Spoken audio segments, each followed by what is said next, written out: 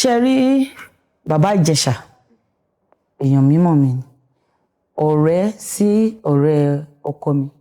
Ó ti wá sílé tèmi náà bí ẹ̀kan àbí ẹ̀ẹ̀mejì. Mo dẹ̀ ìgbà míì àwọn ìgbà tí mo lọ ń ṣe production náà tí mo ń ṣe torí mo ń kọ orin náà, mo ń kọ orin ẹ̀mí. Ìgbà tí mo lọ máa ń ṣiṣẹ́ ní àwọn studio kan, a máa ń pàdé.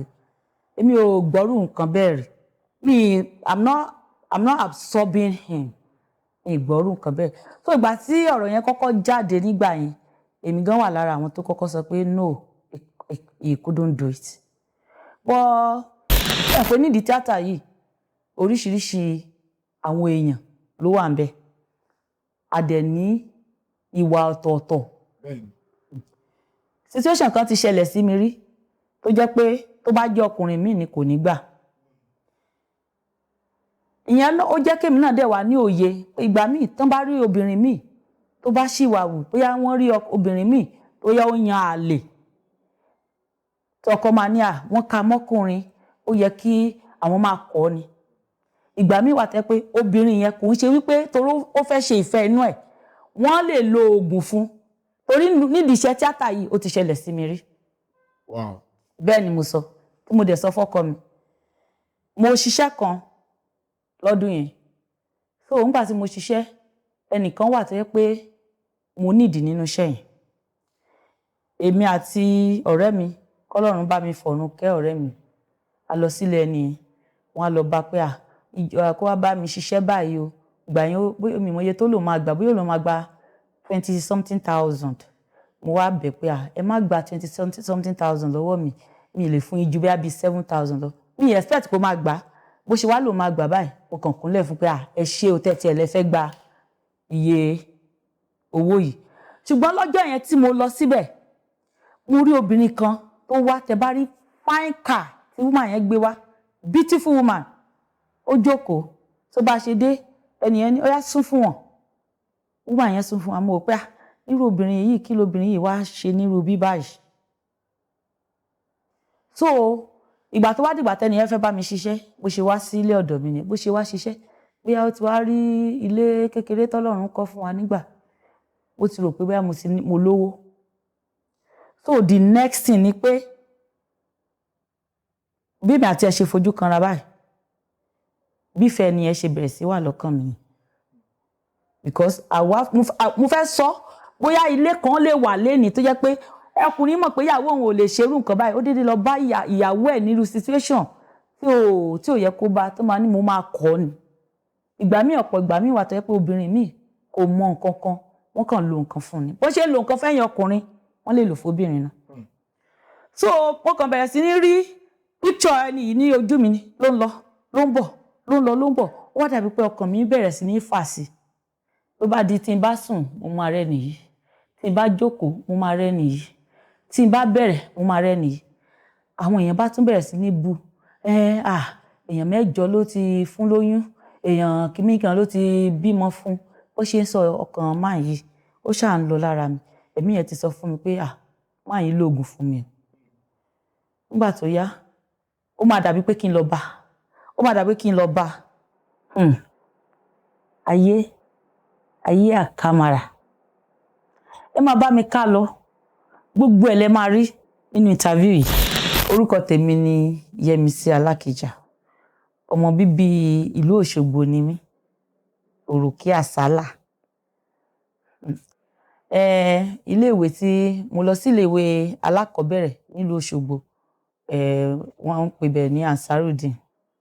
Then mo lọ sí ilé-ìwé girama nílùú Ìkìrun, ọ̀nà Ọlápọ̀ Memorial High School, ibẹ̀ mo ti jáde. So lẹ́yìn ìgbà tí mo jáde, mo lọ sí Teachers College. Lẹ́yìn ìgbẹ̀yìn, mo lọ sí Ọ̀ṣun State College of Education nílẹ̀ Ọ̀ràngún. Kí n ṣe tó wá fi àdàgbà ètò rọ̀ sí University of Ibadan ní ìlú Ìbàdàn. Languages ni mo ṣe. I did French Yorùbá in College of Education. So ìgbà tí mo wá dé àbí tí mo dé University Ìbàdàn, mo ṣe French.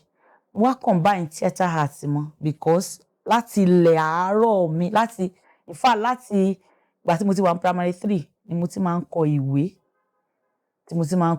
so mo ti mọ̀ pé nǹkan tó jọ mọ́ ìwé láyé mi náà ni màá ṣe so mo ti ní àwọn script gan kí n tó wọ UI so majorly French tí mo lọ ṣe wọ́n á combine theatre arts mọ́ I did all my borrow courses in theatre arts so kí n tó wá bí mo ṣe parí ìgbà tí mo jáde mo fẹ́ darapọ̀ mọ́ àwọn eléré ṣùgbọ́n nígbà yẹn kì í ṣe bí ayé ìsìn tó yẹ pé irú wa ògiri wa ó ní àwọn ìlànà àti ètò tí èèyàn máa ń gbà wọnú tíátà tó dẹ̀ máa kọ́ yín pé bí kẹ́ ṣe ṣe leléyìí so ọ̀gá mi tí mo lọ bá ń gbà yẹn ẹ̀gbọ́n mi ni Dagunro ẹ mọ̀ pé ọmọ Òṣogbo làwọn náà ilé bàbá mi àti ilé tiwọn gan ó fẹ̀yìn tira wọn ní ìsàlẹ̀ Ọ̀ṣun ni so àwọn mo wá lọ bá nígbà tí mo débẹ̀ mo ṣàlàyé fún wọn pé mo fẹ́ máa ṣe fíìmù wọ́n fún mi ní àwọn tutelage kan tó máa enable mi láti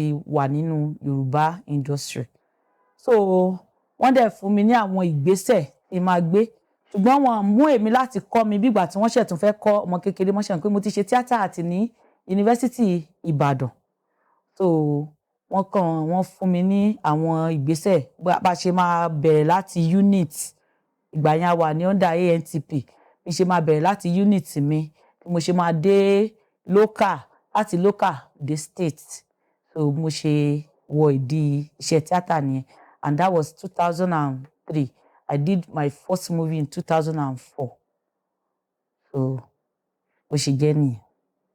Ẹ ṣeun gan màmá gẹ́gẹ́ bí ohun tẹ́ ṣàlàyé fún wa ẹni ẹ lọ ka èdè French èdè Faransé ẹ ṣeun gan màmá èdè tẹ́ lọ kà yìí kí ló dé pé èdè yẹn gangan ṣebí arédè Yorùbá lẹ̀ ẹ̀ẹ̀ka kí ló dé pé èdè Faransé lẹ lọ kà. kí n má parọ́ nígbà yẹn nǹkan méjì ló mú mi sọ pé mo fẹ́ ṣe èdè Faransé àkọ́kọ́ mo fẹ́ jápa so ìgbà yẹn dẹ̀ ní tẹ́ bá ti lọ àwọn tó lọ sí College of Education gan France náà máa ń lọ ń gbà yẹn orí wa ní gbogbo nǹkan ti yí pátápátá so ìgbà tá a dé College of Education a ti fi pé tá bá ti wọ year 2 tá bá ti lọ olúkúlùkù ó jápa àbí tá bá wọ university ṣùgbọ́n ọdún yẹn ọ̀nà wa dá French village sílẹ̀ ní Badagry ibẹ̀ náà darí gbogbo wa sí nígbà tí mo tún wọ̀ Ìbàdàn náà mo ti wò pé tá bá débẹ̀ o a máa tún lọ sí France because téèyàn bá débẹ̀ èèyàn lè gba manuscript èèyàn kéèyàn tún continue láti bẹ̀ èrò mi nìyẹn ẹ̀kejì ni wípé nítorí pé mo máa ń kọ ìwé mo novel gbà yẹn novel was nǹkan tí tó dàbí tó tún high mo dẹ̀ ti ń kọ ìwé láti kékeré so èrò mi ni pé tí n bá ń kọ àwọn ìtàn yẹn tí n bá mọ French náà mo máa bí ó ṣe ń kọ ní English mo máa kọ ní French náà ṣùgbọ́n Olúwa kọ ìlérí. Ẹ ṣeun gan láti wá mú àwọn nǹkan tí ẹ̀ ń sọ yìí láti parí ibi tí a wà yẹn èdè French tẹ́ sọ ìjẹ́ṣẹ́ lórí ọ̀fẹ́ láti lọ sílùú àwọn èdè Faransé tó ti ń sọ àwọn èdè yìí gangan láti tún rí bí wọ́n ṣe ń ṣe àti àwọn ìwà tí wọ́n ń wù lọ́hùn ìjẹ́ṣẹ́ lórí ọ̀fẹ́ láti lọ. Oore ọ̀fẹ́ mi ò lóore ọ̀fẹ́ láti lọ sílùú àwọn òyìnbó lẹ́yìn àwọn orílẹ̀-èdè tó yí wa ká ń bí báyìí bíi Cotonou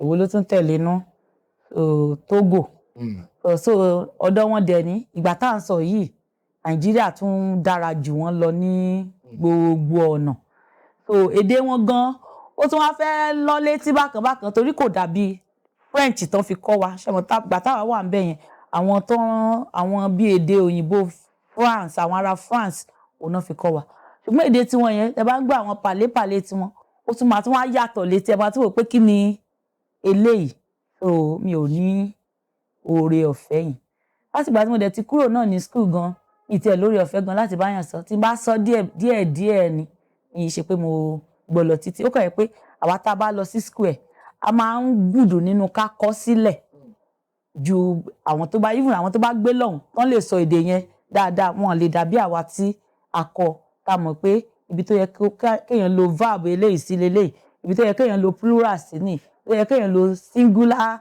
kìíní ni torí nínú èdè French ẹ máa gbọ́ lo ẹ máa gbọ́ la ọ̀tọ̀ ní nǹkan tẹ́ máa lò fóbìnrin, ọ̀tọ̀ ní nǹkan tẹ́ máa lò fọ́kùnrin.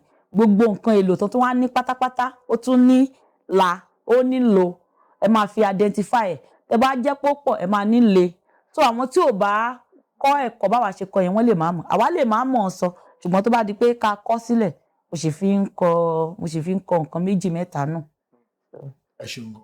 Láti ìgbà tẹ́ ti wá kọ́ èdè yìí lọ, ǹjẹ́ ṣé ẹ ti fi kọ́ṣẹ́ fún àwọn ènìyàn? Bóyá ẹ ti bá èèyàn tó gbọ́ èdè Faransé dáadáa, tẹ́ ti fi kọ́ṣẹ́ fún, tí kò mọ̀ pé gbọ́ o, tẹ́ wá kọ́ ní èdè ẹ̀, tẹ́ wá mú fún. Báwo ni reaction ẹ̀? Ǹjẹ́ ti bá ẹni náà pàdé? Mo ti ṣe alábàápàdé irú bẹ̀ because iṣẹ́ mi tí mo mú kún iṣẹ́ tíátà àti pé nígbà tí mo ti ń ṣe fíìmù dáadáa bí tí mo ti ń rí owó òní kéèyàn typing business center. So àìmọye èèyàn tó máa wá gbà mí tán bá ti dé wọ́n máa ti mú nǹkan wá, nǹkan máa sọ French ní ìwọ̀nba mo ṣe mọ̀ àbí kí n bá wọn kọ sílẹ̀. So àìmọye àwọn èèyàn náà tó sì máa ń wá síbí tó ń wá láti ilẹ̀ Togo, tó ń wá láti Cotonou, tó sì wá máa ń bá mi tó bá ní nǹkan míì tó fẹ́ translate sí English wọ́n á máa bá mi máa bá wọn translate ẹ̀ kó tó di pé ayé àìwádé ń sìn torí gbogbo ẹ̀ ló ti rọrùn àfi ẹ̀dá tí ò bá kàn fẹ́ sún síwájú mi ò ní mọ̀ pé ayé ti rọrùn. Ẹ ṣeun gan. Nígbà tẹ́ ti wá bẹ̀rẹ̀ ìrìn àjò orí ìtàgé, ǹjẹ́ ṣé ẹ ṣì rántí àwọn ìdojúkọ má lè gbàgbé tẹ́ bá pàdé nínú ìrìn àjò yìí? Mo dúpẹ́ lọ́wọ́ Ọlọ́run torí ó fún mi ní àwọn oore ọ̀fẹ́ kan, ṣùgbọ́n nǹkan kan ti ṣẹlẹ̀ tó fi jẹ́ pé ó dàbí pé mi ò fẹ́ ní àwọn ìdojúkọ lọ títí. Ìgbà tí mo kọ́kọ́ fẹ́ join iṣẹ́ àwọn òṣèré yìí 1992 òní mo ti fẹ́ join nígbà tí mo wà ní College of Education. So ọ̀gá mi ì ní dárúkọ wọn. Ọ̀gá mi yẹn ló jẹ́ kí n fà sẹ́yìn nígbà náà, obìnrin ni. Ó dẹ̀ ní oore ọ̀fẹ́, ó kàwé, ó ní gbogbo ẹ̀. Gbogbo ọ̀dọ̀ àwọn ọ̀gá wa náà ti mú mi dé tó ti lọ fi mí hàn pé ọmọṣẹ́ mi ni o, ọmọṣẹ́ mi ni o. Ṣùgbọ́n mo wá rí àwọn ìwà àti ìṣesí ìgbà yẹn tẹ́nìkan bá ṣẹ̀ báyìí wọ́n máa ní kó kúnlẹ̀ láti àárọ̀ títí ilẹ̀ máa fi ṣú ni. Pé mi dẹ̀ mo wà ní College of Education at that particular time. A máa wò pé kí lẹ́ni ṣe tẹ́ ní kí ó kúnlẹ̀ láti àárọ̀ di alẹ́, wọ́n ṣe fún mi o. Ṣùgbọ́n ṣe wá rí ọ̀gá mi tí mò ń sọ yìí, ó ní ìdojúkọ kan. Ó ṣe fíìmù kan gbà yẹn, fíìmù tó yẹ kó sọ di ológo, tó yẹ kó sọ di ọlọ́lá, tó yẹ kó sọ di olówó. So àwọn kan wà tí mo mọ̀ ń gbà yẹn, àwọn yẹn bá sọ̀rọ̀ pé wọ́n máa gbé fíìmù yẹn lọ sí France, wọ́n máa gbé lọ francophone countries káàkiri. So wọ́n ní okay káwọn tó gbé fíìmù yìí lọ ẹ jẹ́ káwọn tiẹ̀ kọ́kọ́ bẹ̀rẹ̀ ní Nàìjíríà. Mo lọ sílẹ̀ àtọkọ ẹ̀ àjọṣe meeting bá ṣe máa gbé fíìmù yẹn káàkiri. So wọ́n ní wọ́n kọ́kọ́ gbé wá sí Òṣogbo, wọ́n fẹ́ gbé lọ sí ọlọ́dún yẹn, wọ́n fẹ́ gbé fíìmù yẹn lọ sí ìlú kan ní Ọ̀ṣun, mi ní dárúkọ bẹ̀ gangan torí ọ̀gá mi. So nígbà tí lọ́jọ́ yẹn ojú mi làwọn yẹn ti san owó projector wọ́n máa ń lò ńgbà yẹn, wọ́n ti san owó projector, ọkọ ló gba owó projector, ó ní òun máa sanwó, àròpọ̀ ti sanwó ní bí oṣù bíi 3. Nígbà tó di ọjọ́ tí wọ́n máa gbé fíìmù wá, èmi ò tíì dé, ìgbà yẹn onífóònù garangaran wọ́n máa ń lò. Àwọn tí wọ́n sponsor fíìmù yẹn tó rẹ́dì láti gbé fíìmù yẹn káàkiri wọ́n ti pè mí pé àwọn ti dé sí ìlú Ọ̀ṣun o, àwọn ti wà ń bẹ̀, wọ́n ti lọ polongo torí microphone lágbàgbà báyìí náà máa ń gbé káàkiri, wọ́n máa káàkiri gbogbo àárín ìlú láti sọ fún wọn pé wọ́n fẹ́ ya fíìmù, wọ́n ti polongo. Nígbà tó dijọ́ ọdún iléyá wọ́n bá rí fíìmù, àwa dúró àwọn èèyàn èrò ti pọ̀ tó ti já tíkẹ́ẹ̀tì. Nígbà tó máa pè Yẹ́misí má wàá mọ́ o, wọ́n ti fòpò lé àwọn ilé ọba làwọn sá sí báyìí kàn má bàa fi òpò pa àwọn. Kí ló ṣẹlẹ̀? Mo ṣe wá gbọ́ pé ọkọ ọ̀gá mi yẹn nígbà tó gba owó ó ti ná owó, kò jẹ́ kí ìyàwó ẹ̀ mọ̀, kò sanwó projector, kò sanwó nǹkan kan. Bí oore ọ̀fẹ́ tẹ́niyẹn ní tó yẹ kó ní nígbà yẹn, oore ọ̀fẹ́ yẹn bó ṣe lọ nìyẹn. Ìyẹn lèmi wá wò lọ́dún yẹn lọ́hùn pé ó mì pé téèyàn bá join iṣẹ́ tíátà yìí, èèyàn má lè má rí ẹni tó máa fẹ́ràn èèyàn tinútinú tọkàntọkàn. Tó bá pé ọkọ ọ̀gá mi yìí ó fẹ́ràn ẹ̀ tinútinú, tó fẹ́ kó ní ìlọsíwájú, kò ní ná owó tó jẹ́ pé ẹlòmíì ló gbé owó sílẹ̀ láti ṣe pé definitely torí pé ẹni tí lórúkọ lọkùnrin yìí ṣe fẹ́. Èmi wá decide lọ́dún yẹn lọ́hùn pé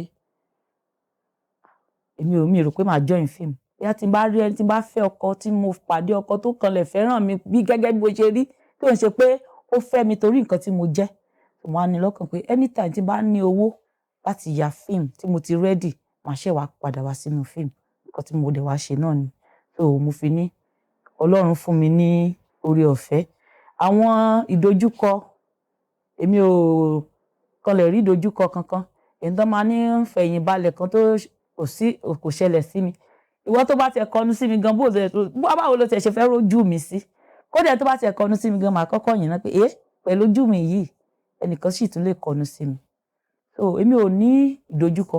Ṣùgbọ́n àwọn tó máa ń ní ìdojúkọ náà kò ń ṣe wípé bóyá wọ́n kàn déédéé máa ń mú dandan. Àwọn obìnrin míì gan náà láṣejù. Báwọn ọkùnrin yẹn gan ò fẹ́ ṣe, obìnrin míì ló máa dandan torí pé wọ́n fẹ́ di star. Àwọn náà máa lọ, náà máa bọ̀ níwájú wọn. Mo ṣiṣẹ́ kan lọ́dún kan. Mo pe ẹnìkan wá sí oko. Mo wá pe man kan wá. Man yẹn sì fine man. Èmi gan mọ̀ pé oríṣiríṣi ojú wà tí àwọn obìnrin máa fi ń wo ọkùnrin. Nígbà tí ẹni ìbẹ̀rẹ̀ ojú yìí láti ọ̀kan, àwọn èèyàn wá bá mi pé ẹni máa pa man yìí. Èmi gan wo ojú mo ní ó máa pa. Because tó bá jẹ́ mi gan lọkùnrin, wọ́n máa wò pé obìnrin tó ń fún mi ní sign yìí tí mi ò bá ṣe ẹni tí ṣe bí ìgbà tí ó bá jẹ́ pé èèyàn ń ṣe kinní ni. So ní ọ̀pọ̀ ìgbà àwọn obìnrin wa gangan wọ́n máa ń fà pé àwọn náà máa kọ́kọ́ gbé ìgbésẹ̀. Mi sọ pé ní ọ̀pọ̀lọpọ̀ ìgbà o. Torí àwọn ọkùnrin míì náà wà tẹ́ pé wọ́n máa feel pé gbogbo obìnrin tó bá ti show pé àwọn like wọn, ẹlòmíì lè fẹ́ fi wọ́n ṣe ọ̀gá, ẹlòmíì lè fẹ́ fi wọ́n ṣe ọ̀rẹ́, ẹlòmíì lè fẹ́ fi wọ́n ṣe alátìlẹyìn. Wọ́n máa rò pé bóyá wọ́n fẹ́ káwọn máa fẹ́ ni. Ṣùgbọ́n lọ́pọ̀ ìgbà àwọn ọmọbìnrin wa tó jẹ́ pé àwọn náà máa ń pariwo pé wọ́n ṣe gbá àwọn gangan ọ̀pọ̀lọpọ̀ wọ́n rìn ní bèbè rẹ̀. Ẹlòmíì fẹ́ di star pàpàǹdodo. Wọ́n ti gbà pé tí àwọn ò bá fẹ́ lágbájá àwọn ò ní débí. Táwọn ò bá fẹ́ làkàṣègbè àwọn ò ní débi táwọn fẹ́ dé. Làkàṣègbè náà tó dẹ̀ ń wá cheap ẹni tìní ó náà máa ṣe sí wọn. So bó ṣe jẹ́ nìyí. Ẹ ṣeun gan màmá. Gẹ́gẹ́ bí nǹkan tí ẹ ṣàlàyé sẹ́yìn, ẹni báwo ló ṣe máa rójú yín sí? Tó máa fi wá kẹnu sí yín. Màmá, báwo lẹ ṣe pàdé ọkọ yín gangan? Torí báwo ló ṣe rójú yín gangan? Tó fi dúró pé wọ́n fi ní ìgboyà láti wá tọ̀ yín wá láti wá béèrè ẹ̀fẹ̀ yín. Mo fẹ́ mọ bí wọ́n ṣe pàdé. Nǹkan tó ṣẹlẹ̀ ni pé èmi àtọkọ mi jọ lọ sí school. So a ti pàdé láti ìgbà tá a ti wà ní kékeré. Ó ti mọ̀ pé nígbà tí mo wà ní college of education, nígbà tí mo kọ́kọ́ mọ̀, ó jù mí lọ dáadáa. Ó gba bí ọdún bíi 6 lọ́wọ́ mi. Mo máa pè bọ̀dá. A ní kí n má pè ó ní bọ̀dá mọ́. So èmi ò mọ̀ pé ó ní interest nínú mi. So adẹ̀jọ́ wá rìn bí ọdún kan bí ọdún méjì tó máa ń play basketball. Ọkọ mi náà máa ń play basketball. Máa ń play fún state mi. So ìgbà tí mo wọ college of education náà mo wà nínú team àwọn tí wọ́n máa ń play basketball. So náà máa ń play. So tá bá ti lọ, mi mọ̀ pé ó ti sọ fún gbogbo àwọn èèyàn pé òun fẹ́ mi. Èmi nìkan ni mi mọ̀ pé òun fẹ́ mi. So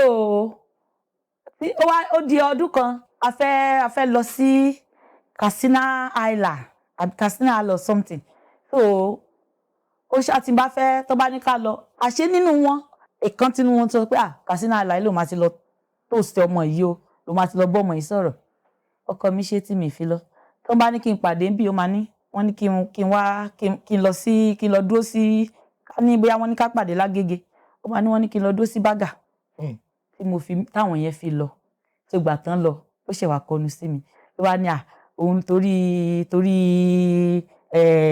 lágbájá ni òun nítorí ẹ̀ ló ṣe jẹ́ kí n lọ sí Katsina ibi tó yẹ kí n lọ gbà yẹn.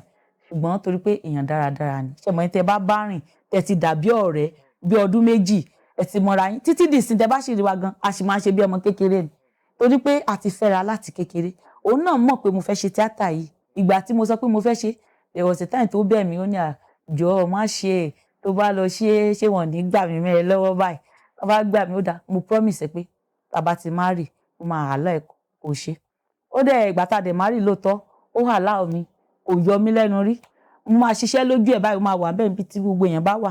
Iṣẹ́ mi wà tẹ́ pé mo máa ní láti kiss ẹni yẹn. Mo tiẹ̀ mo rántí oko kan tí mo lọ, wọ́n kàn sọ fẹ́mi àtẹni yẹn pé a máa kiss, a kàn máa ṣe báyìí. Èmi bá ní kí n gbẹ́nu báyìí, bẹ́ẹ̀ ni ẹ ṣe kí àwọn ẹ̀bọ̀ mi lẹ́nu nìyẹn. Ẹ dẹ̀ ní sọ pé kí kámẹ́rà kó cut, kẹ́ má bàa ṣe oníṣẹ́ jẹ́ as a professional. So mo ṣe délé báyìí, mo ti sọ fọ́kọ mi, iṣẹ́ báyìí ọ̀gá kan ló bá mi ṣiṣẹ́, mi dẹ̀ lè sọ fọ́gà pé ẹ má ṣe irú eléyìí. Mo ní ọ̀gá yẹn kiss mi o, mouth to mouth ni o, èmi àti ẹ fi ṣàwàdà àfi rẹ́rìn. So ìgbà tí iṣẹ́ yẹn máa jáde, àwọn ẹ̀gbọ́n ọkọ mi náà rí, wọ́n ní Yẹ́misí, irú iṣẹ́ wo nìyẹn? Wọ́n ní àbúrò yín wà ń bẹ́ẹ̀ nígbà tí mo ṣe iṣẹ́ tèmi náà, ẹni tó wọ́n máa dá mi kọjá ibi. Ẹ mọ̀ nǹkan tó ṣẹlẹ̀ ni pé kéèyàn gbàdúrà kọ́lọ́run kó fúnyàn ní ọkọ èèyàn. Tọ́lọ́run bá ti fúnyàn ní ọkọ èèyàn, ìrìn àjò yẹn ó máa rọrùn. Then kéèyàn fúnra ẹ̀ náà kó wá jẹ́ olóòótọ́. Ẹ wo ẹni tí ò ṣe tíátà tó gbà pé kíyàwó ẹ̀ máa ṣe tíátà. Obìnrin ọ̀hún gbọ́dọ̀ ronú pé ní gbogbo ọ̀nà, torí kò sí kéèyàn máa rí oríṣiríṣi. Àwọn tó ń lówó tán ní kìmí ńlẹ̀, gbogbo nǹkan náà máa fi entice èèyàn. But ọkùnrin tó bá wá tó fi ẹ́ sílẹ̀, tó gbẹ̀ láàyè tó ń ṣe onítíátà, tó gbà pé kó máa ṣe nǹkan tó ń ṣe, gbogbo ayé ìbá sọ̀rọ̀ látòní dọ́là, ó trust ẹ, èèyàn náà ò gbọ́dọ̀ betray trust ẹ. So bí ṣe rí ni. Ẹ ṣeun gan. Ẹ sọ nǹkan kan tó wà very very important nínú àwọn nǹkan tí ẹ sọ yẹn. Ẹ ní ìgbà tó yẹ kẹ́ lọ sí Katsina, wọ́n ní kẹ́ lọ bòmíì. Nígbà tẹ́wọ́ àwọn ẹni ẹ wá lọ, wọ́n á padà wá bá yín pé torí ẹni báyìí làwọn ò ṣe gbà kẹ́ lọ. Gbogbo ìgbà tí wọn ò fi gbà yẹn tẹ́ padà rí wọn yẹn, ṣé ẹ rí wọn bí gbà pé wọn ò fẹ́ jẹ́ kẹ́ tẹ̀síwájú, bí pé wọn ò fẹ́ kẹ́ ga? Ṣé ẹ rí àwọn kan yẹn nígbà yẹn jẹ́ pé èèyàn tó yẹ pé bí ó wà selfish, tó yẹ pé tara ẹ̀ nìkan ló mọ̀? Ṣé ẹ rí nǹkan yẹn bẹ́ẹ̀ nígbà yẹn? Nígbà yẹn gẹ́gẹ́ bí èèyàn ẹlẹ́ran ara, mo kàn bínú. Ṣùgbọ́n nǹkan kan wà tí pé tẹ́yin fúnra yín bá pàdé ọkùnrin tẹ́ mọ̀ pé ọkùnrin yìí dà, ó fẹ́ràn ẹ, gbogbo nǹkan bó ṣe wà ńgbà yẹn, bó ṣe jẹ́ pé ó ṣe jẹ́ ọmọ school, ó dáa ju àìmọye èèyàn lọ. Èèyàn tó fẹ́ interest yín, kẹ́ tó nínú àìní ẹ̀, ó ti máa wò pé kí n wá nǹkan báyìí, kí n ṣe léyìí, kí n ṣe léyìí, kí n ṣe léyìí. Mi ò rí bẹ́ẹ̀, nítorí pé lóòótọ́ ẹni tó ń sọ yẹn, ẹni yẹn ló ń kó wa lọ. Bó dẹ̀ ṣe ń kó wa lọ yẹn, ó ti wò yí pé I don't understand, torí mi really get scenario yẹn gan.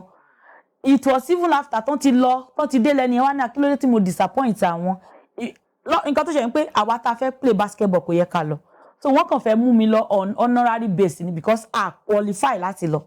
So wọ́n kàn kà mí mọ́ àwọn tí wọ́n fẹ́ lọ pé because of torí akitiyan mi, mo ṣe máa ń play basketball, mo ṣe máa ń wá sí ṣe sport at all time, wọ́n fẹ́ mú mi lọ. Kì í ṣe pé bóyá a fẹ́ lọ sọ̀hún láti lọ gbá. Ó ṣe àwọn pẹ́yìn ọkùnrin sọ́kùnrin ẹ ti máa mọ scores, ẹ fi máa mọ nǹkan. But even tí bá lọ náà, kì í ṣe pé mo fẹ́ nìyẹn, kì í ṣe pé mo lè, kì í ṣe tí mo lè fẹ́. Ṣùgbọ́n nígbà yẹn àkọ́kọ́ mi tètè mọ̀, ó pẹ́ kí n tó mọ̀. Mi rí bẹ́ẹ̀, dó mo bínú sí kíní kan, because tí n bá lọ yẹn, it was just like a touristic journey for me. Not because I was going there to play basketball. We were not qualified. Wow, ẹ ṣeun gan. Ẹ tún sọ nǹkan míì nínú nǹkan tẹ́ sọ. Ẹ ní pé ó níṣẹ́ kan tí ẹ̀yin àti èèyàn kan jọ ṣe. Tó jẹ́ pé ẹni tí ẹ ń sọ yìí, wọ́n ti sọ fún yín pé ẹ máa jọ gbẹ́nu síra yín. Ṣùgbọ́n ẹni yẹn ṣe kọjá nǹkan tó yẹ kí wọ́n ṣe. Ẹ dẹ̀ délé, ẹ dẹ̀ ṣàlàyé fún pé kó má rí lójijì. Ẹ dẹ̀ fi nǹkan yìí, ẹ dẹ̀ fi ṣàwàdà. Ṣùgbọ́n nípa nǹkan tí mo mọ̀ tí ọ̀pọ̀lọpọ̀ ọkùnrin máa ń ṣe. Ọ̀pọ̀lọpọ̀ ọkùnrin míì, wọ́n máa ń fi past èèyàn, àwọn nǹkan kéékèèké nígbà míì, wọ́n máa fi ń ṣe kí ni tí ìjà bá wáyé, wọ́n máa ń dìímú ní pé ṣó mọ̀ pé bó ṣe ṣe nǹkan báyìí. Ǹjẹ́ nǹkan tí mo sọ ṣó yé yín? Ó yé mi. Ọ̀pọ̀lọpọ̀ ọkùnrin máa ń fi àwọn nǹkan yẹn nígbà míì tó bá fẹ́ discipline obìnrin. Ṣó mọ̀ pé ó ṣe nǹkan báyìí, mo kọ̀ kájú ni kíní kan, wọ́n wá tà ságídí, wọ́n wá dúró lórí nǹkan tí ẹ ṣe ní ìgbà yẹn. Tó jẹ́ pé ẹ dẹ̀ ti sọ, ẹ ti fi ṣàwàdà, ẹ ti mójú kúrò ńbẹ̀. Ǹjẹ́ lẹ́yìn ìgbà tó jẹ́ pé kò sí bí ọkọ àti ìyàwó ṣe máa wà tí áwọ̀ ò ní sí, ǹjẹ́ ṣé wọn ò fi àwọn nǹkan bẹ́ẹ̀, wọn ò fi sọ̀rọ̀ rí pé ìwọ o ṣe báyìí àbí kẹ̀kọ́ fi bú yín káwọn gbà ṣé nǹkan tí mo fẹnu ara mi sọ fún ẹ òun ló wá dúró lé tó fi ń yẹ̀yẹ́ mi ǹjẹ́ ṣé wọ́n sọ bẹ́ẹ̀ fún yín mo ti pa kámẹ́rà ẹ̀ má parọ́. Bẹ́ẹ̀ tiẹ̀ pa kámẹ́rà bẹ́ẹ̀ pa kámẹ́rà nǹkan tó ṣe ni pé ó wà lára nǹkan tí mo fẹ́ràn lára ọkọ mi ṣe pé kò sí bí ẹnì kankan ṣe máa wà tí ò ní àléébù tiẹ̀ ṣùgbọ́n ọkọ tèmi o kò ń ṣe irú èèyàn bẹ́ẹ̀ kódà kò lè fi sọ̀rọ̀ nǹkan tẹ́ ẹ ṣe gan yàtọ̀ sí irú eléyìí tí mo wá sọ fún yẹn nǹkan tẹ́ ẹ ṣe ibi tẹ́ ẹ ti sọ yẹn òun ló ti mọ èmi yìí lèmi látẹnumọ́ èmi mo máa sọ pé bó ṣe ṣe lọ́dún tó kọjá nìyẹn bó ṣe ṣe ní 20 years ago ó sì rántí ọ̀rọ̀ yìí tó ọkọ mi ò ń ṣèyàn bẹ́ẹ̀ kò ń kájọ́ ìgbà mi ti bá ráwọn ọkùnrin gan tó bá ń sọ ọ̀rọ̀ míì lórí màá ní màá dúpẹ́ lọ́wọ́ Ọlọ́run pa màá dúpẹ́ ọkọ tó máa fẹ́ mi àwọn ọ̀rọ̀ tí ò yẹ kí àwọn èèyàn máa bá wọn gbọ́ ọkùnrin míì wọ́n máa sọ ọkọ mi ò ń ṣe irú èèyàn bẹ́ẹ̀ ibi tá a ti sọ yẹn òun náà ló mọ̀ àìmọye oríṣiríṣi nǹkan kan gan wà tó yẹ pé tí mo sọ fún ọkọ mi tó jẹ́ pé tó bá jẹ́ ọkùnrin míì àwọn èèyàn máa wò pé ṣó possible yẹn pé nídìí tíátà yìí oríṣiríṣi àwọn èèyàn ló wà ń bẹ a dẹ̀ ní ìwà ọ̀tọ̀ọ̀tọ̀ situation kan ti ṣẹlẹ̀ sí mi rí tó jẹ́ pé tó bá jẹ́ ọkùnrin míì ni kò ní gbà ìyẹn ó jẹ́ kémi náà dẹ̀ wà ní òye ìgbà míì tán bá rí obìnrin míì tó bá ṣìwàwù bóyá wọ́n rí obìnrin míì bóyá ó yan àlè ọkọ máa ní wọ́n ka mọ́kùnrin ó yẹ kí àwọn máa kọ́ ni ìgbà míì wà tẹ́ pé obìnrin yẹn kò ń ṣe wípé torí ó fẹ́ ṣe ìfẹ́ inú ẹ̀ wọ́n lè lo oògùn fún torí nídìí iṣẹ́ tíátà yìí ó ti ṣẹlẹ̀ sí mi rí. Wow. Bẹ́ẹ̀ ni mo sọ tí mo dẹ̀ sọ fọ́kọ mi mo ṣiṣẹ́ kan lọ́dún yẹn so nígbà tí mo ṣiṣẹ́ ẹnìkan wà tó yẹ pé mo nídìí nínú iṣẹ́ yẹn èmi àti ọ̀rẹ́ mi kọ́lọ́run bá mi fọ̀run kẹ́ ọ̀rẹ́ mi a lọ sílé ẹni wọn a lọ bá pé kó wá bá mi ṣiṣẹ́ báyìí o ìgbà yẹn mi mọ iye tó lò máa gbà bóyá lò máa gba 20-something thousand mo wá bẹ̀ pé ẹ má gba 20-something thousand lọ́wọ́ mi lè fún yín ju bóyá bíi 7,000 lọ mi expect kó máa gbà bó ṣe wá lò máa gbà báyìí mo kàn kúnlẹ̀ fún pé ẹ ṣé o tẹ́tí ẹ lẹ fẹ́ gba iye owó yìí ṣùgbọ́n lọ́jọ́ yẹn tí mo lọ síbẹ̀ mo rí obìnrin kan tó wá tẹ bá rí fine car tí woman yẹn gbé wá beautiful woman ó jókòó tó bá ṣe dé ẹnìyẹn ní ó yá sún fún wọn woman yẹn sún fún wọn mo rò pé irú obìnrin yìí kí lobìnrin yìí wá ṣe nírú bí báyìí so ìgbà tó wá dìgbà tẹ́ni yẹn fẹ́ bá mi ṣiṣẹ́ bó ṣe wá sí ilé ọ̀dọ̀ mi ni bó ṣe wá ṣiṣẹ́ bóyá ó ti wá rí ilé kékeré tọ́lọ́run kọ́ fún wa nígbà ó ti rò pé bóyá mo lówó so the next thing ni pé bí mi àti ẹ ṣe fojú kanra báyìí bí ìfẹ́ ni ẹ ṣe bẹ̀rẹ̀ sí wà lọ́kàn mi because mo fẹ́ sọ bóyá ilé kan lè wà lénìí tó jẹ́ pé ọkùnrin mọ̀ pé ìyàwó òun ò lè ṣerú nǹkan báyìí ó dédé lọ bá ìyàwó ẹ̀ nírú situation tí ò yẹ kó bá tó máa ní mo máa kọ́ ni ọ̀pọ̀ ìgbà míì wà tó yẹ pé obìnrin míì kò mọ nǹkan kan wọ́n kàn lo nǹkan fún ni bó ṣe lo nǹkan fẹ́yìn ọkùnrin wọ́n lè lò fóbìnrin náà so mo kàn bẹ̀rẹ̀ sí ní rí picture ẹni yìí ní ojú mi ló ń lọ ló ń bọ̀ ó wá dàbí pé ọkàn mi bẹ̀rẹ̀ sí ní fà sí nǹkan kan dẹ̀ wà láti ìgbà tí mo ti wà ní kékeré tí mo wà lọ́mọge ó ní àwọn qualities máa ń wò nínú ọkùnrin ẹni tí à ń sọ yìí ó dàbí aáyán ni Olúwa kó dáríjì mi tó bá dàbí ẹ̀ṣẹ̀ tó bá di tí n bá sùn mo máa rẹ́ nìyí tí n bá jókòó mo máa rẹ́ nìyí tí n bá bẹ̀rẹ̀ mo máa rẹ́ nìyí àwọn èèyàn bá tún bẹ̀rẹ̀ sí ní bu èèyàn 8 ló ti fún lóyún èèyàn kìíní kan ló ti bímọ fún bó ṣe ń sọ ọkàn máa yìí ó ṣáà ń lọ lára mi ẹ̀mí yẹn ti sọ fún mi pé máa yìí lóògùn fún mi nígbà tó yá ó máa dàbí pé kí n lọ bá mo ṣe pé ọkọ mi nìyẹn mo ní lágbájá nǹkan báyìí ń ṣe mí ṣé mo pé obìnrin mi ò ní sọ Bẹ́ẹ̀ni. fún ọkùnrin láyé, ọkùnrin mi bá gbọ́gàn, ọkùnrin mi máa ya wèrè débi kó máa ní kí ni irú nǹkan bẹ́ẹ̀ yẹn. Mo ní ọkùnrin yìí, mo ní mo mọ̀ pé olóògùn náà ń pè lóòótọ́, ó dẹ̀ ti ṣoògùn sí mi. Mo ní ṣùgbọ́n tó ṣe mọ̀ pé mo ní Ọlọ́run, mo ní mo máa gbàdúrà. Mo ní bọ̀ tó bá dé wá rí mi tí mo dédé kọrí sọ́nà lé ẹ̀, mo ní lọ fọlọ́pàá gbé mi o. Sọ wípé ó lo oògùn fún ìyàwó ẹ̀ nítorí pé mi ò mọ nǹkan tó ń ṣẹlẹ̀ sí mi. Ó dàbí pé kí n lọ sílẹ̀. So mo bá kúnlẹ̀, mo ṣe bẹ̀rẹ̀ sí ní gbàdúrà nìyẹn. Ọlọ́run, ó mọ̀ mí o. Mo mọ̀ pé lóòótọ́ àwọn alágbára ayé wà. Mo dẹ̀ mọ̀ pé ẹni yìí lóòótọ́ ló ní agbára. Ṣùgbọ́n Ọlọ́run jẹ́ kó mọ̀ wípé ẹnìkan wà tó jù lọ.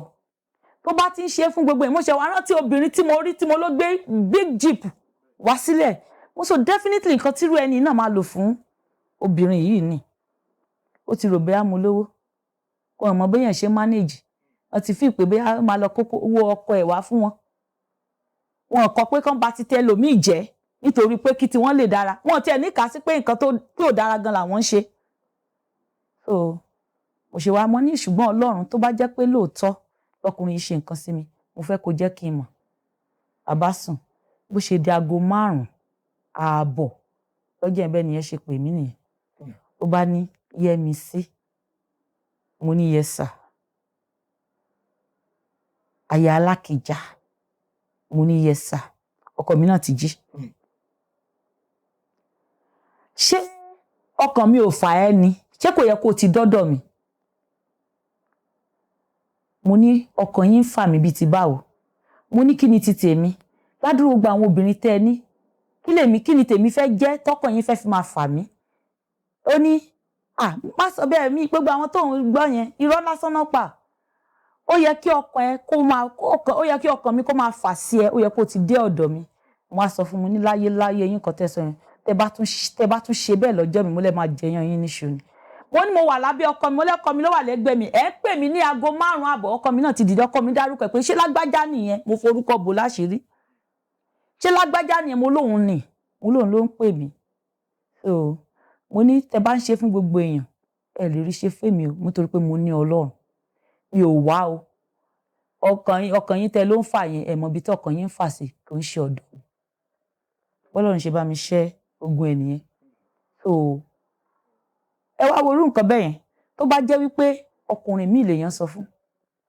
Ṣé pé ọkùnrin mi máa ní bóyá kó má ṣe tíátà yẹn mọ́, àbí bóyá kó má ṣe gbá, àbí kó má ṣe àwo. Ṣùgbọ́n mo mọ̀ pé títí dèní Ọlọ́run sì ju ẹni yẹn lọ. Nítorí pé ẹ̀dá kí ẹ̀dá tó bá ti ń ṣe irú nǹkan bẹ́ẹ̀ yẹn fún obìnrin, tó rí obìnrin olóbìnrin tó lọ lo nǹkan fún torí pé o fẹ́ gba owó ẹ̀ àbí o fẹ́ jẹ nínú owó ọkọ ẹ̀, o wá fẹ́ kí tiẹ̀ dá, kí ti tẹni yẹn bàjẹ́. Imagine ká ní mo lọ síbẹ̀, ọkọ mi wá ká mi, èmi tí mo ti bí ọmọ 3, o mọ bí mo ṣe ń gbélé ayé mi, o lọ lorú nǹkan bẹ́ẹ̀ yẹn. O wá nítorí pé kí tiẹ̀ yẹn kó dára, kí ti tẹlòmíì bàjẹ́. Kò sí bó ṣe tó bá dáa fún ẹni bẹ́ẹ̀ láàárọ̀ kò lè dáa fún lálẹ́. Aṣọ ẹ̀ bá mọ́ láàárọ̀, aṣọ ẹ̀ máa pọ́n dọjọ́ alẹ́ ni. So bọ́lọ́run ṣe bó ṣe kó mi yọ. So mo sọ eléyìí láti sọ orí èèyàn tọkọ mi jẹ́, mo sọ fún un. Ó dẹ̀ dúró tì mí. Gbogbo ìgbà yẹn báyìí èmi àti àjọ kúnlẹ̀ àjọ gbàdúrà. Ọlọ́run fi agbára hàn pé agbára wà lóòótọ́ o, ṣùgbọ́n òun ló ń borí gbogbo agbára. Ẹ ṣeun gan-an, ẹ ṣeun. Torí bá ní pé ká kọ̀ tẹ̀síwájú láì dúpẹ́ lọ́wọ́ ọkọ yín, á dàbí wà pé ajé abáramọ́re jẹ ni. Ó máa ń da tí èèyàn tó bá ṣe dáadáa, ó máa ń da ká máa kí, ká máa yìn wọ́n. Ìdí tá a ṣe máa ń ṣe àwọn nǹkan ni pé torí àwọn èèyàn tó kù láti lè kọ́ ẹ̀kọ́, láti lè mọ bó ṣe ń sọ́pọ́ọ̀tì ìyàwó wọn. Bẹ́ẹ̀ni. So ní àkókò yìí, nǹkan tẹ́kọ̀ọ́ máa ṣe ni pé màá fẹ́ kẹ́ bá mi dúpẹ́ in a romantic way. Ẹ ṣe máa ń dúpẹ́ lọ́wọ́ wọn. Tó bá ṣe nǹkan fún yín, olú ẹ máa wá ṣe yín sẹ̀. Olúmúyìwá Adéoyè, ọmọ Alákìjà. O ṣé gan ni. O gbà mí láyè. Èmi náà mọ̀ pé tí n bá wo àwọn obìnrin míì tó bá ń sọ oríṣiríṣi experience wọn, Ọlọ́run ò fún mi ní irú èèyàn báyìí. Kò síbi tí mo lọ, kò síbi tí mo fẹ́ dé, o gbà mí láyè. O ṣé gan ni, mo dúpẹ́ lọ́wọ́. Òkè náà wà máa lọ. O ní di ẹrú, o dẹ̀ ní di ìrù. Bó ṣe ń lọ náà ló máa bọ̀ láyọ̀ àti lálàáfíà. Orúkọ Jésù Kristi Olúwa wa. Mr. Múyìwá Alákìjà, ibikíbi tẹ́ bá wà, the entire crew and members of Freeride TV News, we are all saying thank you for the support and care towards our lovely mother. We say a very big thank you. A dúpẹ́ lọ́wọ́ yín. Màmá, ẹ jẹ́ ká tẹ̀síwájú. Gẹ́gẹ́ bí àwọn nǹkan tí ẹ lọ kà nílé ìwé gíga, ẹ fi yé wa pé olùkọ́ni náà ẹ ti ṣiṣẹ́ olùkọ́ rí. Ṣùgbọ́n tá bá wo olùkọ́ dáadáa fínífíní, olùkọ́ tún jẹ́ èèyàn tó yẹ pé yes, tó yẹ pé wọ́n máa ń dúró ti àwọn ọmọ ilé ìwé. So in a nutshell, we can easily call them a guardian. Yes. Any the time tí wọ́n máa fi padà sílé lọ fi bá àwọn òbí wọn. Ṣùgbọ́n a rí àwọn kankan gẹ́gẹ́ bí abiyamọ tí ẹ jẹ́, gẹ́gẹ́ bí olùkọ́ tí ẹ tún jẹ́, a rí àwọn kankan tó ṣẹlẹ̀ lórí social media. Tí nígbà tí nǹkan yìí jáde, ọ̀pọ̀lọpọ̀ àwọn èèyàn wọ́n sọ̀rọ̀, ṣùgbọ́n ọ̀pọ̀lọpọ̀ àwọn èèyàn kan náà tún dúró, wọ́n tún wá rò pé pẹ̀lú bí ẹni yìí ṣe lórúkọ tó ṣe yẹ kó wúrú wà yìí. Màmá, ọ̀rọ̀ tí mo sọ yìí, ọ̀rọ̀ lórí Bàbá Ìjẹ̀ṣà, Princess àti ọmọ kékeré. Torí lẹ́yìn ìgbà tí wọ́n tún fi Bàbá Ìjẹ̀ṣà lẹ̀ láti ibi tí wọ́n tì wọ́n mọ́, Bàbá Ìjẹ̀ṣà ti grant oríṣiríṣi interview. Ṣùgbọ́n kí tó sọ̀rọ̀ tí mo fẹ́ sọ̀rọ̀, màmá, ǹjẹ́ ṣé Bàbá Ìjẹ̀ṣà ṣó lẹ́tọ̀ọ́ láti jáde láti lọ máa grant interview, láti máa ṣe bígbà pé bóyá wọ́n fẹ́ sọ nǹkan tó ṣẹlẹ̀ gọ́gọ́gọ́gọ́ pẹ̀lú ọ̀pọ̀lọpọ̀ àwọn nǹkan tí a rí lórí social media? Ǹjẹ́ ṣé wọ́n lẹ́tọ̀ọ́ láti grant interview? Ẹ ṣé olóòtú. Ṣé rí Bàbá Ìjẹ̀ṣà, èèyàn mímọ̀ mi ni, ọ̀rẹ́ sí ọ̀rẹ́ ọkọ mi. Ó ti wá sílé tèmi náà bí ẹ̀kan àbí ẹ̀ẹ̀mejì. Mo dẹ̀ ìgbà míì àwọn ìgbà tí mo lọ ń ṣe production náà tí mo ń ṣe, torí mo ń kọ orin náà, mo ń kọ orin ẹ̀mí.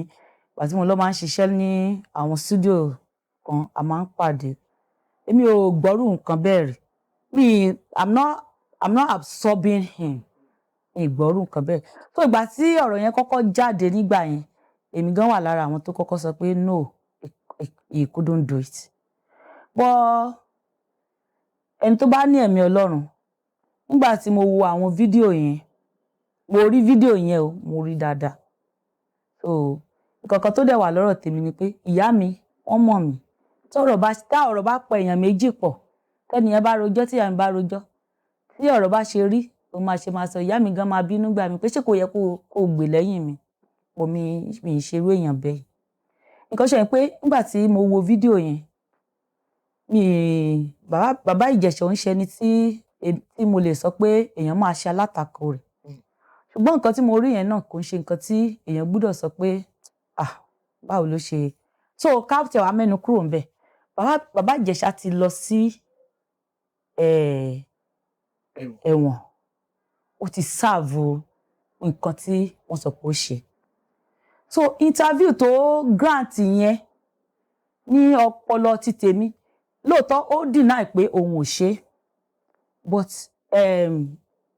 ọ̀rọ̀ ọmọ náà sọ pé ó ṣe.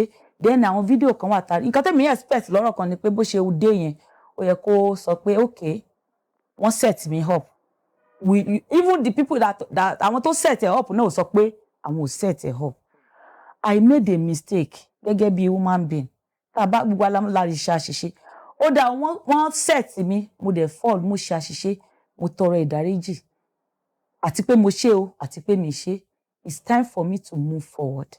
That is what I would have expected from him. So gbogbo àríyànjiyàn, ẹ tún wá wo àwọn nǹkan míì tán lọ ó jáde. Ẹ mọ̀ bó ṣe àwọn ibì kan wà tó ń sọ pé wọ́n ní kò wá ṣe fíìmù ni. Màá fi àwọn ọ̀rọ̀ ṣẹ́kù, ṣùgbọ́n màá sọ kékeré. Gbogbo wa ló ní tíátà. Tó bá ní kéèyàn wá ṣe fíìmù, cameraman máa wà ńbẹ̀, makeup artist máa wà ńbẹ̀. Àwọn bíi 50 lè wà ní ojú kan. Kì í ṣe wípé ẹ fẹ́ ṣe fíìmù, ìwọ àtọmọ kékeré kan ṣoṣo lè máa wà ńbẹ̀. Ẹ wá wà ńbẹ̀ nìyẹn. Ẹ wo orú bí lollipop yẹn. Ṣé fíìmù wo la yà rí tán tí ń fi ọwọ́ síkà ọmọ kékeré? so ṣùgbọ́n ju gbogbo ẹ̀ lọ Baba Ijesha, he has served his time. So I don't think he should be crucified for anything again. Anybody wants to forgive him, should forgive him. He has a life. Ó náà gbọ́dọ̀ gbélé ayé náà. Èèyàn máa ń ṣàṣìṣe. Olè tó bá lọ sẹ́wọ̀n tó bá dé, ó máa continue life ẹ̀. I think níbi tó dé yìí, òun náà yẹ kó apologize so that all this gbogbo eléyìí kò ní máa ṣẹlẹ̀. My fans have disappointed you. My supporter, I have disappointed you. Even I did not do it. They set me up, but I fell because you all saw that you fell into the trap. So then, ìgbà kan náà wà gan tó pé èmi náà rí bí princess ṣe ń sọ̀rọ̀. Bó ṣe ń sọ̀rọ̀ mo wò pé téèyàn bá ní kéèyàn sá, téèyàn bá sá, wọn lè ní kéèyàn sá kúrò láyé. Ẹni tí fulfill time ẹ̀, kò sí nǹkan tó yẹ kó tún tẹ̀yìn ẹ̀ wá. Give him the benefit of another time, another chance. Láti ó ti lọ kọ́ ẹ̀kọ́ tó bá dé, let him turn a new leaf. I'm not saying he did it. I am talking about the video that I saw, and it's circulating for everybody to see. So I'm not confirming that he did it, but I'm talking about that video for any reasonable person. Abiyamọ tó bá bí ọmọ ẹ̀. Irú èmi báyìí sìn báyìí. Imagine kí ẹnìkan mú ọwọ́ kó máa láìka ọmọ mi máa ti pa gan. A máa ti jọ pàdé lẹ́wọ̀n. A máa ti jọ pàdé lẹ́wọ̀n gẹ́gẹ́ bí abiyamọ. But I'm not denying the fact that he might be innocent. I am not also saying he's not innocent. But that video, I expected him to apologize for that. For disappointing people even like me, that we love him. So that's what I expected. Then, ibi tó dé yìí náà, I think for Princess, it's time for her to put a stop to it. The judgment has taken place. He has served. So he has served his time. So ẹ fún láyé, ẹ jẹ́ kó ráyé gbé. Ṣùgbọ́n Baba Ijesha, kí Baba Ijesha náà kó ṣàyé jẹ́jẹ́. Video wà ń ta. Video wà níta. So I'm very sure pé if he had gone like Biola said, pé I apologize, I want to move on. Whatever you say I did, mo lóòótọ́ wọ́n set me up. Àwọn yẹn náà sọ pé wọ́n set me up. But I didn't do it. I accept my mo accept the fault me.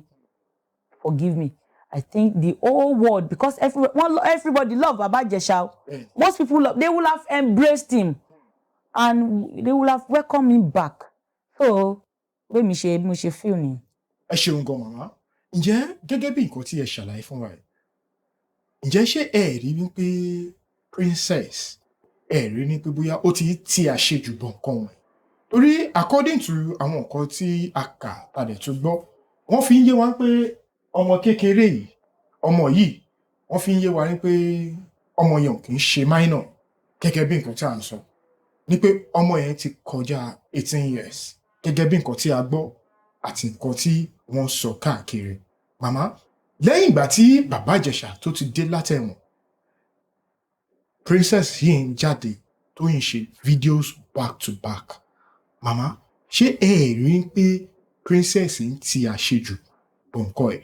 Torí gẹ́gẹ́ bí nǹkan tí Bíbélì sọ fún wa, nígbà tí wọ́n mú obìnrin tó ṣàgbèrè nínú Bíbélì, nígbà tó mú dọ́dọ̀ master sọ fún ní pé ẹnikẹ́ni tí kò bá ti dẹ́ṣẹ̀ rẹ̀ kó ṣe kí ni? Kó kọ́kọ́ sọ òkúta. Kí la rí? Kò sẹ́ni bọ́dì. Gbogbo wa náà la ṣe kí ni? La ti dẹ́ṣẹ̀ rẹ̀. Ǹjẹ́ ṣé ẹ rí pé Princess, ṣé ẹ rí pé wọ́n ti ń ti àṣejù bọ̀ kan yìí? Mi lè sọ pé Princess ti àṣejù bọ̀.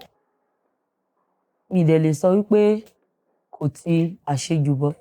Wọ́n ní èèyàn tí wọ́n bá lẹ̀ lóko, òun ló mọ ibi tí òkò ti bá òun. Nǹkan tèmi kàn mọ̀ ni pé Baba Ijesha ó ti lọ sí ẹ̀wọ̀n, ó ti serve time. Tó bá dẹ̀ ti serve time, kò sí any other person tó tún ní right láti máa keep repeating what he has done.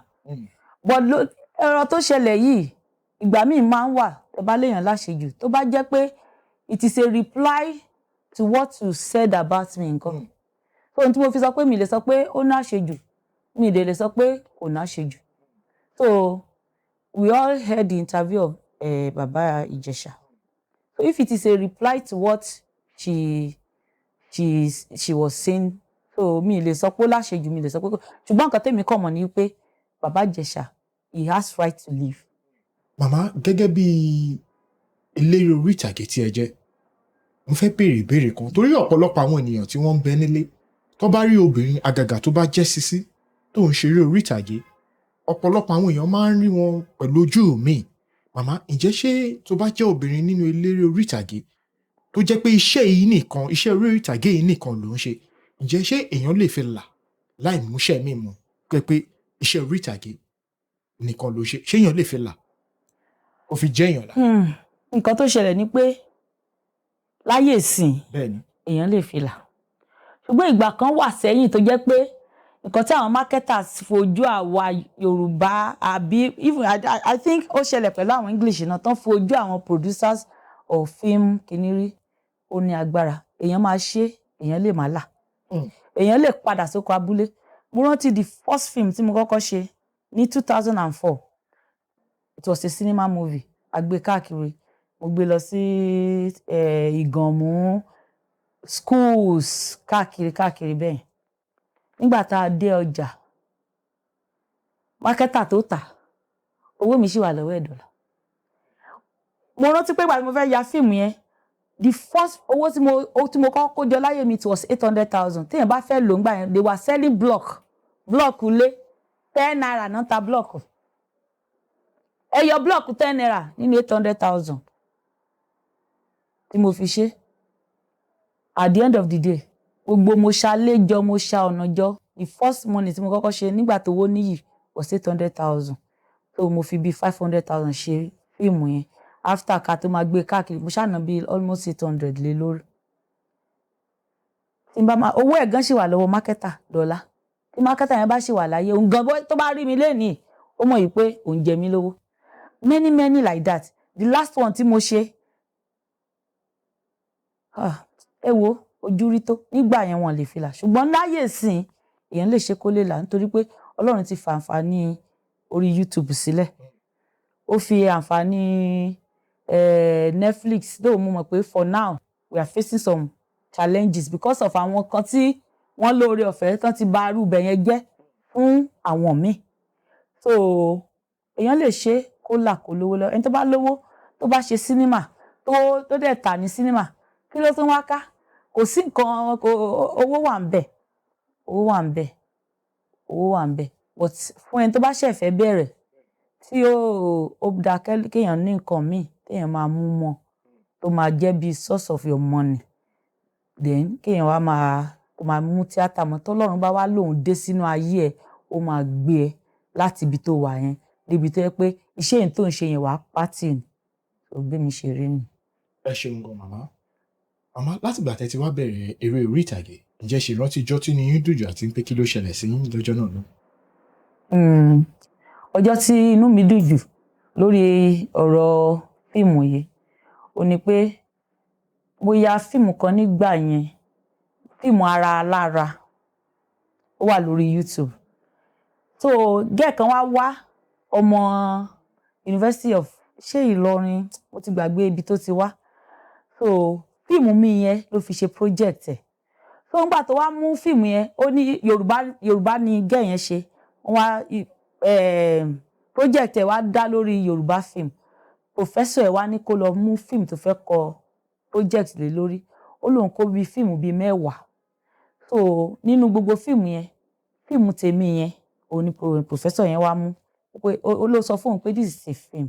It has the beginning, it has the middle, and it has the end. This is how a film should be.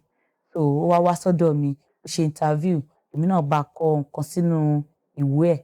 So inú mi dùn.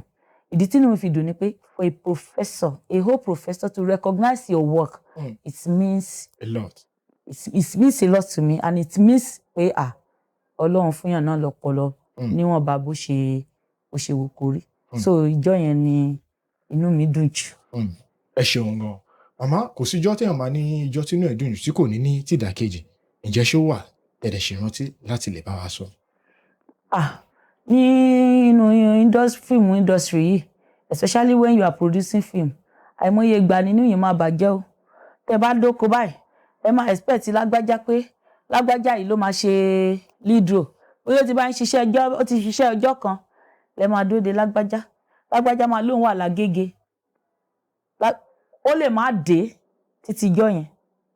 Ẹ dẹ̀ ti wà lóko. Kámẹ́rà ti roll, ẹ máa sanwó kámẹ́rà. Gbogbo àwọn yòókù owó oúnjẹ tó bá dé. Bóyá ẹ gba kámẹ́rà pé mo fẹ́ lo kámẹ́rà for 5 days o, mo fẹ́ lo for 6. Nígbà tẹ́ni kan fọjọ́ kan tí ò wà. Ó dẹ̀ ti wá tẹ́rí sí kámẹ́rà. Ó kú bẹ́ẹ̀ ṣe máa yọ. Fíìmù mi àkọ́kọ́ tí mo ṣe, ẹnìkan ṣe bẹ́ẹ̀ fún mi. Mo fẹ́ dákú. Torí irú fíìmù yẹn gan, ó ní mo sọ pé mo ná bí 800,000 sí yẹn. Tẹ́ bá rí oko mi, àjùwọ̀n bí náà ni mo ti ṣe. Tẹ́ bá rí oko mi yẹn, èrò. Bí èrò ṣe wá pọ̀ tó, a dẹ̀ ń fún wọn lóúnjẹ ẹ̀ẹ̀mejì. Lẹ́ni ìbáyẹ kó ó ti wá bá mi yaṣẹ́. Bó dẹ̀ ṣe dé ló sọ fún mi pé àwo tí mo fóun kéré. Òun wọ́n sọ fóun wípé producer òun máa gbowó sí. Mo dẹ̀ tọwọ́ bàpò, mo dẹ̀ fún pé kó má fi disturb mi. Ó disturb mi o. Ọlọ́run ló bá mi ṣiṣẹ́ yẹn. At the end of the day, title iṣẹ́ yẹn ni Èbúté Ayọ̀. Tá bá gbé iṣẹ́ yẹn dé cinema báyìí, àwọn èèyàn máa ní kí ni ìtumọ̀ Èbúté Ayọ̀ tó jáde? Because a ní láti cut àwọn scenes tó yẹ kó so mọ́ra wọn tí ò lè bá wa ṣe. So ó máa ń jẹ́ kí inú èèyàn bàjẹ́. Ẹ mọ̀ ẹ̀yin tẹ́ kọ story fún ara yín tọ́lọ́run fún lóore ọ̀fẹ́. Ẹ ti mọ̀ pé táwọn èèyàn bá wo story kan like kan ní this is a wonderful story, but ẹni tó yẹ kó ṣe tó bá yín bàjẹ́. So ẹ kàn máa gba nǹkan tí ó bá oko yẹn mi wà happy. Oko yẹn in fact ó dùn mí, in fact I cried. Ẹni tó bá mi pè gan, gbogbo àwọn ọ̀gá lọ́gàá ló pé mo pe lágbájá ó ṣe báyìí tí ò bá wá tí ò bá ṣe gbá but kò lè ṣe kó má ṣẹlẹ̀. Ìgbà yẹn nìkan náà ni mo ìyókù after that one èmi gan ti di kinní. Tó bá yẹ kó wá tó bá wá èmi lè máa ti wá bí n ṣe máa cut ẹ, èmi lè máa ti wá máa move on. Ẹ ṣeun gan màmá. Ó ní ìkọ̀kan tí mo máa ń gbọ́ káàkiri, mi mọ̀ bóyá èyí náà ti máa ń gbọ́ rẹ̀. Àwọn tó jẹ́ bí àwọn olólùfẹ́ yín nílé, kò ń ṣe nípa ẹ̀yin o, tó jẹ́ àwọn olólùfẹ́ yín tí wọ́n ń wo àwọn iṣẹ́ tí ẹ̀yin àti àwọn akẹgbẹ́ yín tí ẹ̀ ń ṣe tí wọ́n máa ń wò. Wọ́n máa ń sọ kankan, wọ́n ní Yorùbá film lẹ́ ń wò, àmọ́ bẹ̀rẹ̀ àdẹ̀mọ́ tó máa parí ẹ̀. Bí ìgbà pé storyline ó máa ń jọra wọn jù. Kódà iṣẹ́ míì máa wà tó yẹ pé part 1 ló yẹ kó parí sí.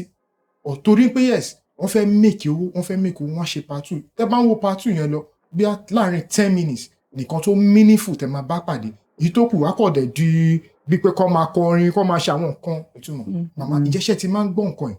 Gẹ́gẹ́ bí onítíátà, báwo lẹ ṣe máa ń feel tó bá ń fẹnu bẹ́ẹ̀ tó fi ń yẹpẹrẹ iṣẹ́ tí ẹ̀ ń ṣe tó fi ń bàjẹ́? Lóòótọ́ ni. Nǹkan táwọn yẹn sọ náà, wọ́n parọ́. Èmi náà gbà mí tí bá wo fíìmù mi. Èyí máa wò pé kò ní orí kò ní lọ́rùn, ṣùgbọ́n kò ń ṣe gbogbo wa náà là ń kọ fíìmù bẹ́ẹ̀. Àìmọye èèyàn irú iṣẹ́ tèmi ń sìn báyìí. Ó dàbí mákẹ́tà mi tó bá mi ta ọjà. Iṣẹ́ kan wà tí mo fún un. Ó dá ṣé ara lára ni. Ó níbi tóun ti ń wò, ó lè máa pa àwọn èèyàn bíi 4-5. Ó ní bẹ́ẹ̀ nìkan ṣe dé nìyẹn ni ó ti mọ ibi tó máa parí sí. Mákẹ́tà mi yẹn lòun fi gbogbo ẹnu sọ fún pé jókòó tó bá mọ ibi tó máa parí sí, ó máa fún ẹ ní 10,000 lọ́dún yẹn lọ́hùn. Ó ní kó sọ, máa yẹn jókòó, ó wò títí tó fi dé end ni kó tó rí ibi tí ó parí sí. So kì í ṣe gbogbo èèyàn náà. Àìmọye talented people in our industry. Àwọn nǹkan tí mo tún wá fẹ́ sọ ni pé àìmọye àwọn míì gan tó tún kọ sórí tó yẹ pé Ọlọ́run ò fi bẹ́ẹ̀ wọ́n ní oore ọ̀fẹ́ láti jáde síta lọ títí ni. But irú àwọn tó bá wá lóore ọ̀fẹ́ tó bá yẹ kán ra bí story lọ́wọ́ àwọn tán lè kọ́ wọ́n ní rà lọ́wọ́. Ẹlòmíì ò máa wá bó tún ṣe máa gbà á ní tó máa tún ṣe kinní. Pọ̀ kò ń ṣe gbogbo iṣẹ́. Ó lè wà bẹ́ẹ̀ lóòótọ́, pọ̀ kò ń ṣe gbogbo èèyàn. We have fantastic writers, we have fantastic film producers. Tó bá wo fíìmù wọn, téèyàn máa sọ pé yes. Mo lọ wo àwọn fíìmù kan ní cinema lẹ́nu ọjọ́ mẹ́ta yìí kó má dàbí ìgbà tí mò ń ṣèpolówó. I cried. Even though I'm a writer myself, I cried. I was crying. Bá ṣe wà ṣé mo lè sọ? Mo lọ wo fíìmù Fúnkẹ́ Akíndélé. Gbogbo àwa tá wà ńbẹ̀ tá jẹ́ àgbàlagbà, we were crying. Ìgbà tí mo kọ́kọ́ bẹ̀rẹ̀ story yẹn, it was as if she was talking about me. That's how a story should be. Mo sunkún. Ìgbà tó wá yá, ó wá yà kúrò lọ́dọ̀ mi. Because it was as if she was telling, especially ẹ̀yin tẹ́ bá jẹ́ àkọ́bí, that you will be doing this for your siblings. Then ẹ wo iṣẹ́ Tóyìn Àìmákù náà, mo lọ wo yẹn náà. At the end of the day, I almost cried too. So bó ṣe rí nìyẹn. So many iṣẹ́ mi tẹ́ máa wò báyìí, inú yín máa dùn pé